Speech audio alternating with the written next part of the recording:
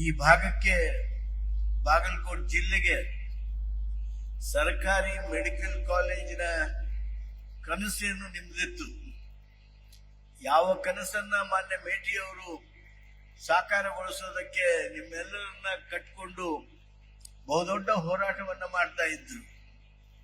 ಮಾನ್ಯ ಮುಖ್ಯಮಂತ್ರಿಗಳು ವಿರೋಧ ಪಕ್ಷದ ನಾಯಕರಾಗಿದ್ದಾಗ, ಮುಖ್ಯಮಂತ್ರಿಗಳಾಗಿದ್ದಾಗ ಅಲ್ಲ, ವಿರೋಧ ಪಕ್ಷದ ನಾಯಕರಾಗಿದ್ದಾಗ ಬಾಗಲಕೋಟೆ ಜಿಲ್ಲೆಗೆ ಮೆಡಿಕಲ್ ಕಾಲೇಜನ್ನ, ಸರ್ಕಾರಿ ಮೆಡಿಕಲ್ ಕಾಲೇಜನ್ನ ಮಾಡ್ತೇವೆ ಅನ್ನುವಂತ ಭರವಸೆಯನ್ನ ಏನ್ ಕೊಟ್ಟಿದ್ರು, ಅಂತ ಮೆಡಿಕಲ್ ಕಾಲೇಜ್ ಇವತ್ತು ನಿಮ್ಮ ಕನಸು ಸಾಕಾರಗೊಂಡು ಈ ಭಾಗದ ಜನರ ಆರೋಗ್ಯಕ್ಕೆ ಒಂದು ವಿಶೇಷ ಕೊಡುಗೆಯಾಗಿ ಬಂದಿರತಕ್ಕಂಥ ಮೆಡಿಕಲ್ ಕಾಲೇಜ್ ಸ್ಥಾಪನೆಯಲ್ಲಿ ಬಹಳ ದೊಡ್ಡ ಕೆಲಸ ಮಾಡಿರ್ತಕ್ಕಂಥ ಶರಣ್ ಪ್ರಕಾಶ್ ಪಾಟೀಲ್ ರವರೇ, ಹಿರಿಯ ಸಚಿವರು ಸನ್ಮಿತ್ರರು ಆದ, ಈ ಜಿಲ್ಲೆ ಬಗ್ಗೆ ವಿಶೇಷ ಆಸಕ್ತಿ ಪ್ರೇಮ ಹೊಂದಿರತಕ್ಕಂಥ ಸತೀಶ್ ಜಾರಕಿಹೊಳಿ ಅವರೇ, ಜವಳಿ ಸಕ್ಕರೆ ಮತ್ತು ಕೃಷಿ ಮಾರುಕಟ್ಟೆ ಸಚಿವರು, ಹಿರಿಯ ಸಹಕಾರಿಗಳು, ಕ್ರಿಯಾಶೀಲರು ಆಗಿರ್ತಕ್ಕಂಥ ಸನ್ಮಿತ್ರ ಶಿವಾನಂದ್ ಪಾಟೀಲ್ ರವರೇ, ವೇದಿಕೆ ಮೇಲೆ ಆಸೀನರಾಗಿರ್ತಕ್ಕಂಥ ಅಜಯ್ ಸರ್ನಾಯ್ಕರೇ,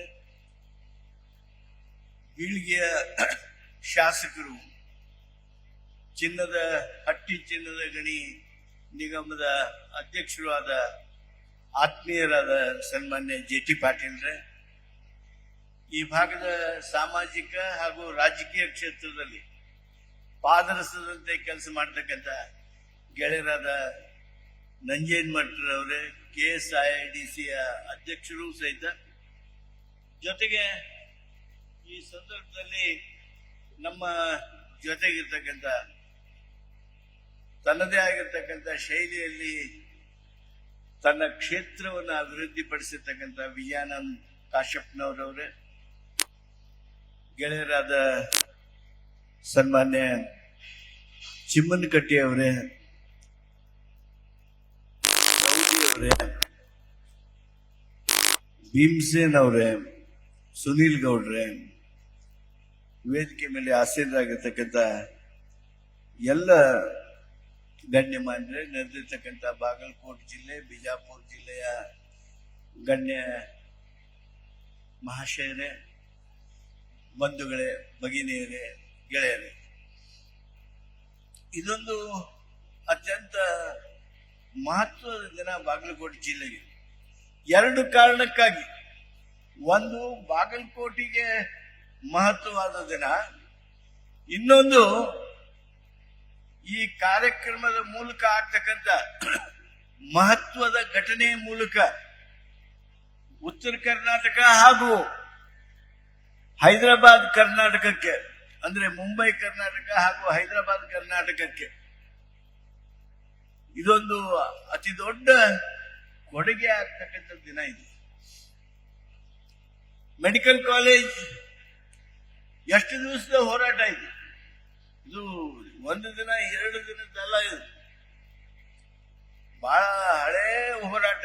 ಮೇಟಿಯವರ ಹೋರಾಟ, ನಂತರ ಹಲವಾರು ಸಾಮಾಜಿಕ ನಾಯಕರ ಹೋರಾಟ, ಅಜಯ್ ಸರ್ನಾಯ್ಕರ ಹೋರಾಟ, ಅದರ ಜೊತೆಗೆ ಎಲ್ಲಿವರೆಗೆ ಅಂದ್ರೆ ಯುವಕರಾಗಿರ್ತಕ್ಕಂಥ ವಕೀಲ ಮಿತ್ರ ಬದ್ನೂರವರವರೆಗೆ ಈ ಹೋರಾಟ ನಡ್ಕೊಂಡೇ ಬಂದಿತ್ತು.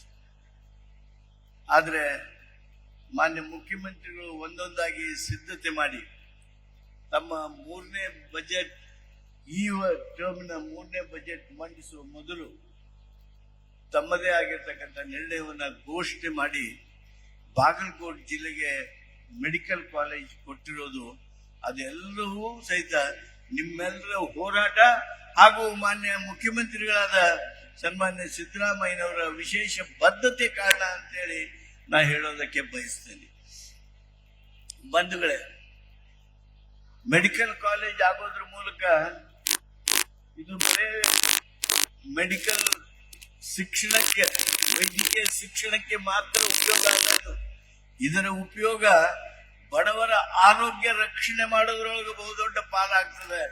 ಆದ್ರಿಂದ ಮೆಡಿಕಲ್ ಕಾಲೇಜ್ ಅತ್ಯಂತ ಮಹತ್ವದ್ದು.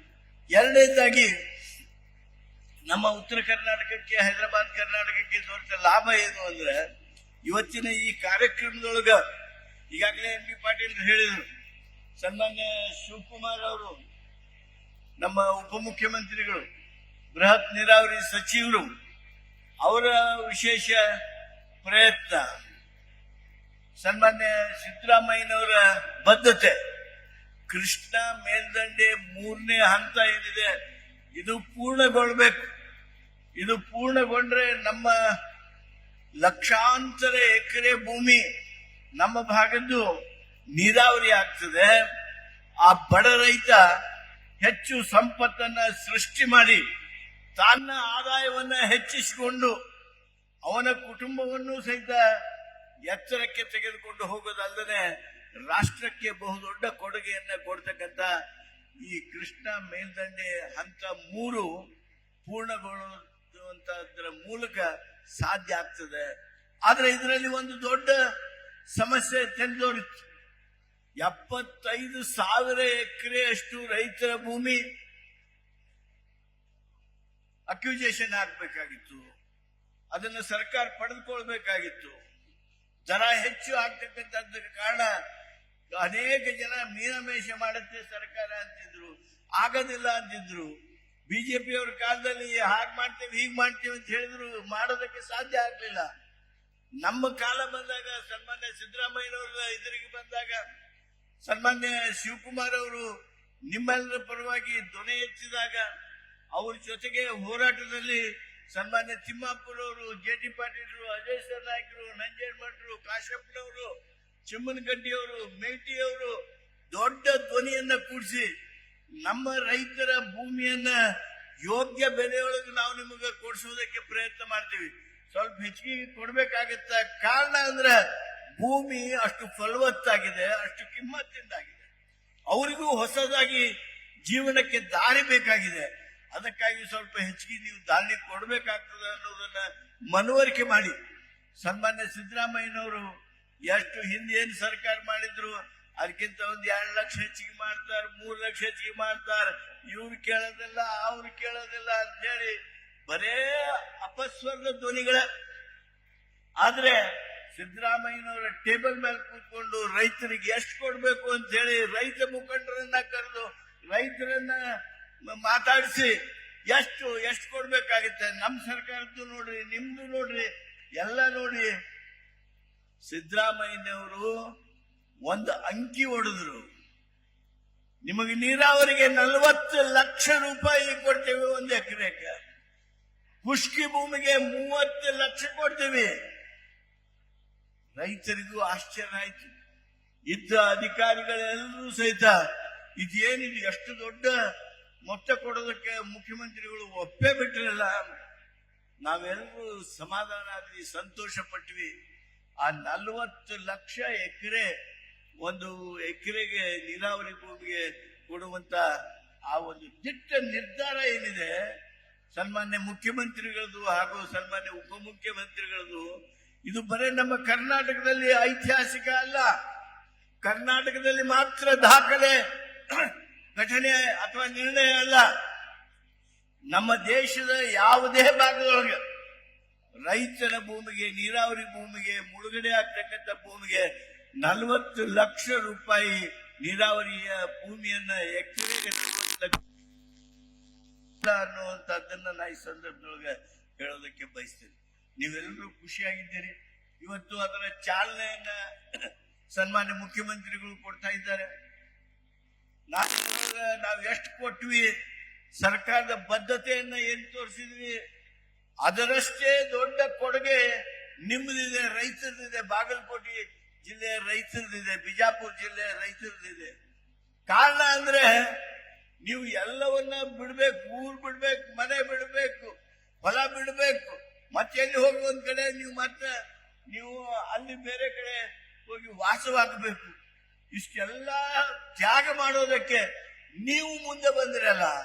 ದೇಶದ ಸಂಪತ್ತನ್ನ ಸೃಷ್ಟಿ ಮಾಡತಕ್ಕಂತ ಈ ಕೃಷ್ಣ ಮೇಲ್ದಂಡೆ ಹಂತ 3 ಆಗು ಮಾಡೋದಕ್ಕೆ ಸರ್ಕಾರದ ಬದ್ಧತೆ ಎಷ್ಟು ಕಾರಣವೋ ಅಷ್ಟು ನೀವು ರೈತ ಮಹಾಶಯರೆಲ್ಲರೂ ಕಾರಣ. ಅದಕ್ಕಾಗಿ ನಾನು ನಿಮ್ಮೆಲ್ಲರಿಗೆ ಅಭಿನಂದನೆ ಹೇಳೋದಕ್ಕೆ ಬಯಸ್ತೇನೆ ಬಂಧುಗಳೇ.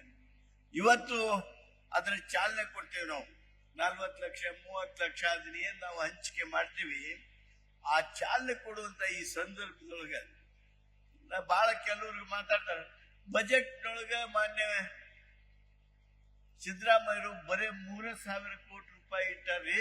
ಅದಕ್ಕೆ ಎಲ್ಲರಿಗೂ ಒಮ್ಮಕ್ಳು ಕೊಡಕ್ಕಾಗಲ್ಲ, ಎಲ್ಲರಿಗೂ ಒಮ್ಮಕ್ಳು ಕೊಡಕ್ಕಾಗಲ್ಲ. ಆದ್ರೆ ಈ ವರ್ಷದ ಬರೇ 3,000 ಅಲ್ಲ, ನಾನು ನಿಮ್ಮೆಲ್ಲರ ಪರವಾಗಿ ಅವರಲ್ಲಿ ವಿನಂತಿ ಮಾಡ್ತೀನಿ. ಈ ವರ್ಷ ಎಷ್ಟು ರೈತರು ಮುಂದೆ ಬರ್ತಾರ, 10,000 ಕೋಟಿ ತಗೊಳ್ಳುವಷ್ಟು ಜನ ಮುಂದೆ ಬರಬಹುದು. ಆ 10,000 ಕೋಟಿ ರೂಪಾಯಿ ತಗೊಳ್ಳೋರಿಗೆ ಕೊಡ್ಬೇಕಾಗೋದಕ್ಕೆ ನಮ್ಮ ಸರ್ಕಾರ ಏನು ಬದ್ಧತೆಯನ್ನ ತೋರಿಸ್ಬೇಕು, ವ್ಯವಸ್ಥೆಗಳನ್ನು ಮಾಡ್ಕೋಬೇಕು. ಆ ವ್ಯವಸ್ಥೆ ನಮ್ಮ ಸರ್ಕಾರ ಮಾಡಬೇಕಾಗಿದ್ದು ಅಗತ್ಯ ಇದೆ. ಅವರೆಲ್ಲರ ಪರವಾಗಿ ಅವರ ಧ್ವನಿಯಾಗಿ ನಾನು ನಿಮ್ಮಲ್ಲಿ ಪ್ರಾರ್ಥನೆ ಮಾಡ್ತೀನಿ.